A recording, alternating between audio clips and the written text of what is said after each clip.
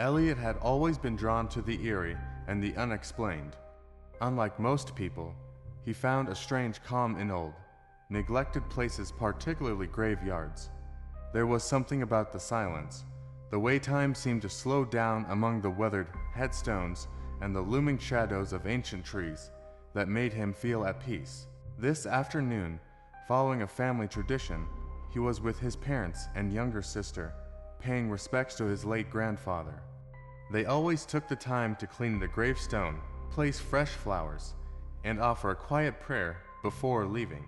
As they were heading back to the car, Elliot's attention was caught by something odd. Beneath a nearby tree, partially covered by fallen leaves and dirt, lay a small book. Its black leather cover appeared worn and aged, yet it seemed strangely resilient, as if it had been carefully preserved by some unseen force. No one was nearby, and his family was already walking ahead. Without a second thought, he approached the book and picked it up. It felt unexpectedly heavy for its size, and the leather was rough, almost cold to the touch. The cover was unmarked, save for delicate, swirling patterns that seemed to shimmer slightly when caught by the light. Elliot quickly tucked the book into his bag and followed his family without saying a word. On the drive home, a sense of unease settled over him. There was something about the book, something that made him feel both curious and apprehensive, as though it were calling out to him. Once in his room, Elliot sat at his desk, heart pounding with anticipation. He opened the book, only to find all the pages were blank except for one near the end. On it, written in dark, fluid ink, were the words, "This book holds the power to alter destiny. You may use it to help or harm, to change lives or erase them. Choose carefully, for every action carries a price." Elliot's pulse quickened. Change fate, erase someone. It felt surreal. He read the message several times, the weight of its meaning sinking in. Part of him wanted to test it, but he hesitated. After a moment, he decided to start small, nothing dangerous, just a harmless wish. If this is real, I'll begin with something simple, he thought. With a deep breath, he wrote his own name in the book, Elliot. He shut the book and waited, the seconds stretching into what felt like hours. He began to think it was all some kind of prank or mistake when, suddenly, his phone buzzed. It was a message from his friend Lucas. "Elliot, you won't believe it. I just sold that rare comic book you gave me for a crazy price, $8,000. I was thinking, since it was your gift, I'll share half with you. How about $4,000? Elliot's mind reeled. Could it be possible? Had the book actually caused this? He smiled, trying to brush off the thought. Surely it was just a coincidence, but the seed of doubt had been planted. Determined to test it further, Elliot thought of someone else, his sister, Mia. She had been stressed out with her upcoming exams, so he decided to write her name in the book, hoping for a stroke of luck to help her. He wrote Mia carefully, his hand steady, and waited. Moments later, a loud cry echoed from the kitchen. Elliot rushed to find Mia on the floor, blood staining her hand. Apparently, while slicing fruit, the knife had slipped and cut her palm. A cold shiver ran down Elliot's spine. When he wrote his own name, the outcome had been positive. But with Mia's name, a painful accident.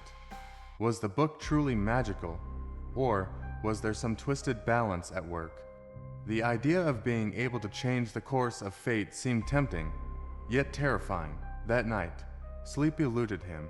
He lay in bed, staring at the book on his desk, mind racing with possibilities. What would happen if he wrote another name? Would the pattern continue? Could he control his own destiny, or was he playing a dangerous game that he didn't fully understand? Elliot's sleepless night turned into many. The book sat on his desk like a silent invitation, its cover almost seeming to whisper to him in the dark. Despite his unease, he couldn't resist experimenting further, testing the limits of its powers. Each time he wrote a name, the outcomes became increasingly unpredictable and sinister. At first, he tried using the book to bring fortune to others. He wrote down the names of friends and family, hoping to ease their troubles or grant them good luck. But each attempt backfired with strange and disturbing consequences. His friend Lucas, who had shared the comic sale money, lost his wallet the very next day. Another friend, for whom Elliot had wished success, fell ill right before a big competition. No matter his intentions, every wish seemed to bring more harm than help. One evening, driven to near madness by the book's unpredictable curses, Elliot resolved to destroy it. He took it outside, doused it in lighter fluid, and struck a match. But the flames flickered out as soon as they touched the leather. Frustrated, he buried it in the forest, thinking he could leave it behind forever. But that night, he awoke to find the book back on his desk, its leather cover appearing darker, as if stained by shadows. Realizing he was bound to it, Elliot's curiosity twisted into obsession. He convinced himself that he was merely using the book incorrectly, that perhaps he needed to be more specific. Maybe it required balance, a careful hand to steer the outcomes. After all, he reasoned, he hadn't actually tried anything drastic yet. So, he decided to test its power one last time. He thought of a girl at school, Laura, who he envied for her popularity and confidence. A simple test, he told himself. He wrote her name with a single wish beneath it, to disappear. For days, he waited, and nothing happened. He tried to convince himself it had all been a hoax, a twisted prank his mind had conjured. But one night, as he was leaving school, he heard people talking in hushed tones by the lockers. Laura was missing. She hadn't been seen for 2 days. Her family and friends were searching, posters were hung up, and police cars patrolled the neighborhood. A chill ran down his spine, excitement mixing with a cold sense of dread. But the book's influence didn't stop there. Over the next week, strange things started happening around him. Elliot's friends grew distant, avoiding him without explanation.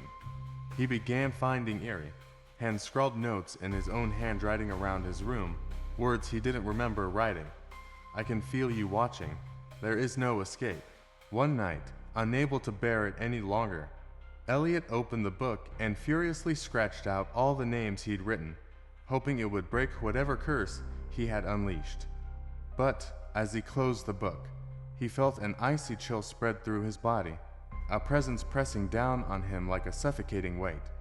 The lights in his room flickered, and a dark, shadowy figure appeared in the corner, its hollow eyes fixed on him. Once bound, you cannot leave. A price paid is a price owed. Elliot stumbled backward, but his feet were rooted to the floor. The book seemed to pulse in his hands, a faint heartbeat that matched his own. He tried to scream, but his voice was gone, swallowed by the darkness closing in around him. By morning, Elliot's parents found his room empty, a faint chill lingering in the air. The only trace he left behind was the book, lying open on his desk, with one final page filled.